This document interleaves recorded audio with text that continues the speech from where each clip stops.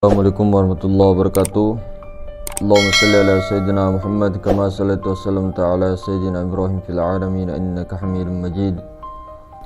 Jadi kita akan menjawab pertanyaan daripada Bunda Kang Mas, bagaimana sebenarnya rasanya Allah?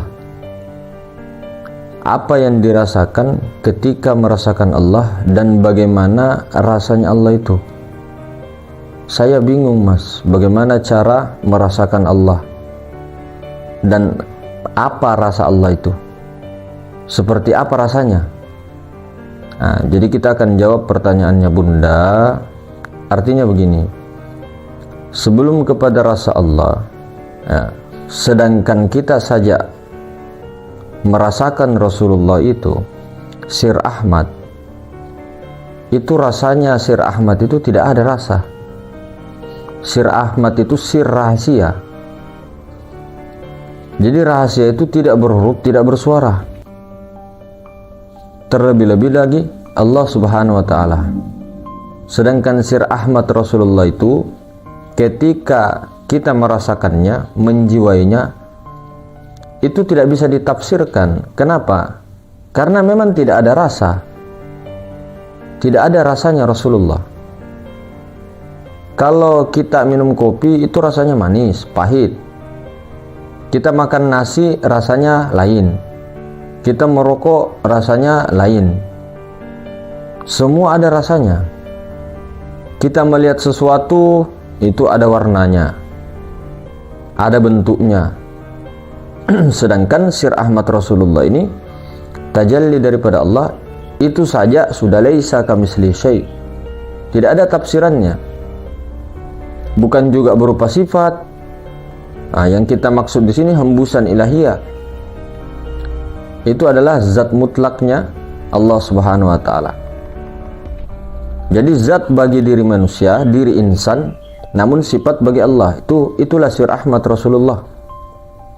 Nah, bagaimana dengan merasakan Allah? Sedangkan Allah itu tidak ada rasa. Ketika saya mengatakan di sini Allah ada rasa, kemudian kita dengan teman-teman kita mengatakan Allah ada rasa, namun para ahli muhakkikin mengatakan Allah itu tidak ada rasanya, kita yang salah. Jadi dalam merasakan Allah, dalam zauq rasa cita batinnya kepada Allah, semuanya sama, tidak ada beda. Diibaratkan di satu majelis kita itu kopinya sama, takarannya sama, gulanya sama, dibikin dengan teko yang sama. Kita 10 orang di situ tidak mungkin beda-beda rasa, karena satu wadah teko yang sama, kopi yang sama, pembuat yang sama, misalnya gula yang sama, karena satu teko. Tidak mungkin 10 orang itu tidak sama semua rasanya. Semuanya sama. Kalau ada 2 orang, 3 orang yang beda rasanya, berarti lain. Lidahnya yang lain. Nah, karena sudah jelas rasanya kopi yang ada di cere itu tadi, di teko itu tadi, sudah jelas pasti sama rasanya semua. Atau misalnya kita minum Pocari Sweat. Ini yang saya minum teguk, saya rasakan. Kemudian teman saya suruh rasakan. Temannya lagi kita suruh rasakan. 10 orang di situ pasti sama rasanya. Tidak mungkin saya rasakan ini misalnya manis kecut-kecut, yang lain rasakan pedis. Tidak mungkin, pasti sama. Begitu juga dengan merasakan Allah. Nah, Allah itu tidak ada rasa. Allah itu bukan berbentuk, tidak ada huruf, tidak ada suara. Nah, itulah makanya dikatakan juga rahasianya rahasia. Kenapa dikatakan rahasianya rahasia? Karena tidak bisa dibahas. Cuma dikasih perumpamaan. Ulama kita biasanya kasih perumpamaan, daripada biji tumbuhlah tunas, daripada tunas tumbuhlah pokok, batang, kemudian ranting-ranting, daun-daun, kemudian ada buah. semuanya asalnya dari biji, dari gelombang lautan, dari laut, kemudian timbullah gelombang, dari gelombang ada busa, tapi hakikatnya laut. Nah, seperti itu juga dalam Allah Subhanahu wa taala. Maka Allah Subhanahu wa taala mengatakan melalui daripada Nabi Muhammad SAW, tafakkaru fi sifatillah wala tafakkaru fi zatillah. Jangan kau pikirkan pikirkanlah tentang sifat-sifat Allah, jangan kau pikirkan tentang zat Allah. Siapa yang memikirkan zat Allah itu pasti salah. Zat Allah itu tidak bisa dipikir-pikir, pasti salah. Sementara yang dipikirkan itu pasti makhluk. Apa yang terlintas di pikiran kita itu makhluk namanya. Sementara Allah itu tidak bisa dipikir-pikir, cukup dirasakan dengan Rasulullah. Siapa Rasulullah? Hakikat Rasulullah itulah sir. Nah, apa yang sampai kepada Rasulullah rasa. Rasulullah itu rasa sejati, rahasia. Mana kedudukan rasa? Kedudukan rasa itu bukan di kepala. Kedudukan rasa itu di ulu hati nih, di tengah-tengah di ulu hati. Makanya ketika orang dimarahi, ketika orang dicaci, dimaki, di mana rasa sakitnya itu? Di sini, di dada, di ulu hati. Bagaimana di ulu hati ini merasakan Rasulullah yang ada di balik pusar engkau, di nurani engkau. Nah, ketika sudah lebur kepada Rasulullah, nah Rasulullah itulah yang sampai kepada Allah, merasakan Allah. Sir itulah yang sampai kepada Allah. Dan tidak ada rasanya, Bunda. Kenapa tidak ada rasanya? Cobalah rasakan betul-betul dengan Rasulullah. Rasakan betul-betul ruang kosong yang ada di depan, apa rasanya? Panaskah? Tidak panas. Dinginkah? Tidak dingin. Adakah warnanya? Tidak ada warnanya. Alif bening itu pun tamsilan, cahaya putih, tamsilan. Bukan berupa cahaya yang sangat terang. Bukan seperti itu. Bukan juga dia gelap sekali, bukan. Tidak bisa ditafsir. Nah, sedangkan rasa saja itu tidak bisa ditafsir, apalagi rahasia, apalagi rahasianya rahasia. Jadi tidak ada rasanya Allah. Terus ketika kita merasakan Allah, apa yang dirasa? Tidak ada rasanya Allah. Allah itu tidak ada rasa, namun bisa dirasakan dengan Rasulullah, disadari betul-betul. Tapi tidak ada rasa. Adapun kenikmatan-kenikmatan itulah adalah kenikmatan daripada Allah, itu adalah sensasi-sensasi di dalam merasakan Allah, di dalam menyadari Allah.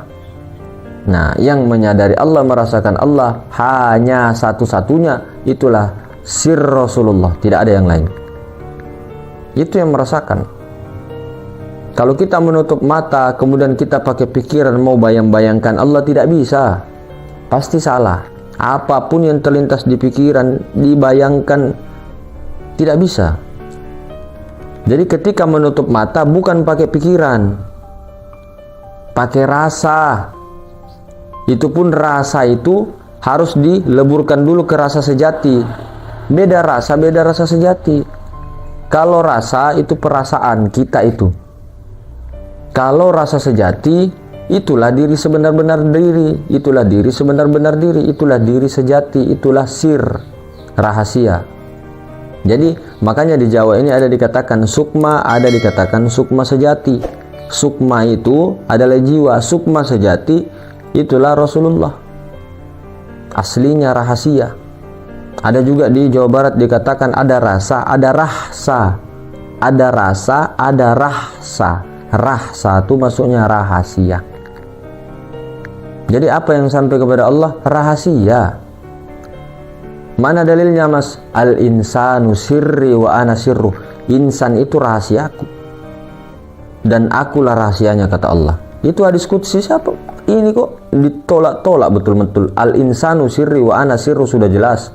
Insan itu rahasiaku, aku rahasianya. Rahasia itu sifatku, sifatku tidak lain daripada aku. Sudah jelas sekali itu, ya Allah ya Karim. Masih juga Dalil itu juga bukan hanya di Al-Quran, tapi ini dalil nyata, ini nyata di depan mata ini, di depan mata meliputi ruang dan waktu. Itulah Allah Subhanahu wa Ta'ala. Di depan mata kita sangat jelas terpampang.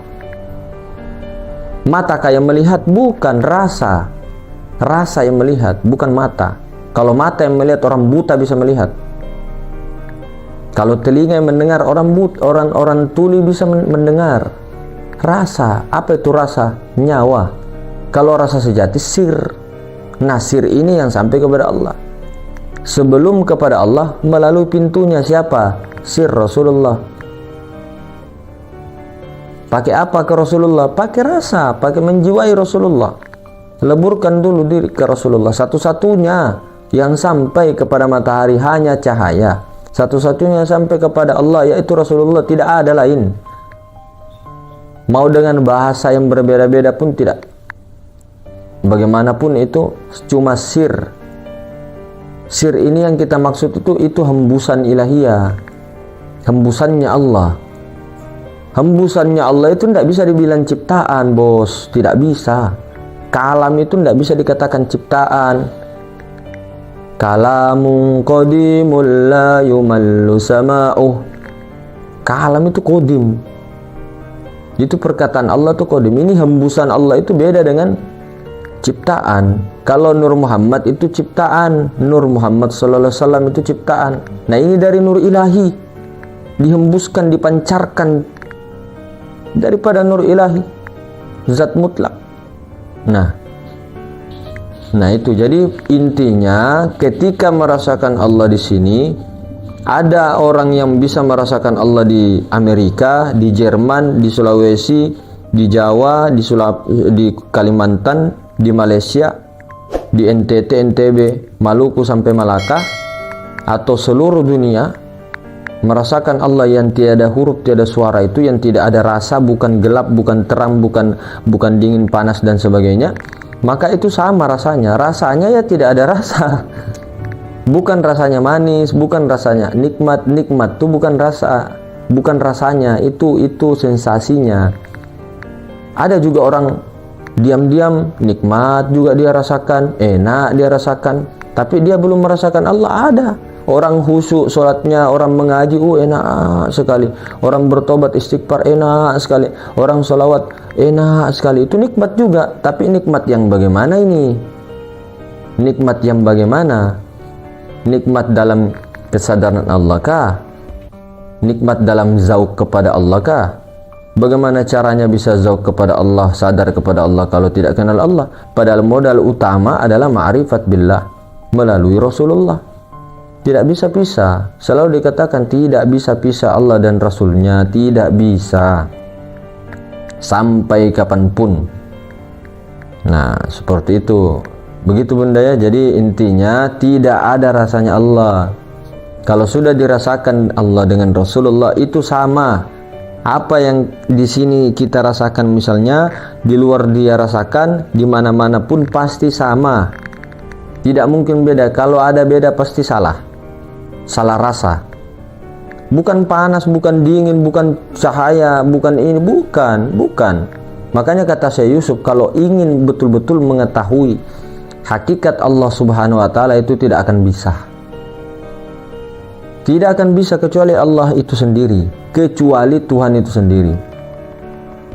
Mau berdalil apa dengan ma'rifat kepada Allah secara full? Tidak bisa. Ma'rifat kepada Allah hanya Allah sendiri. Nah,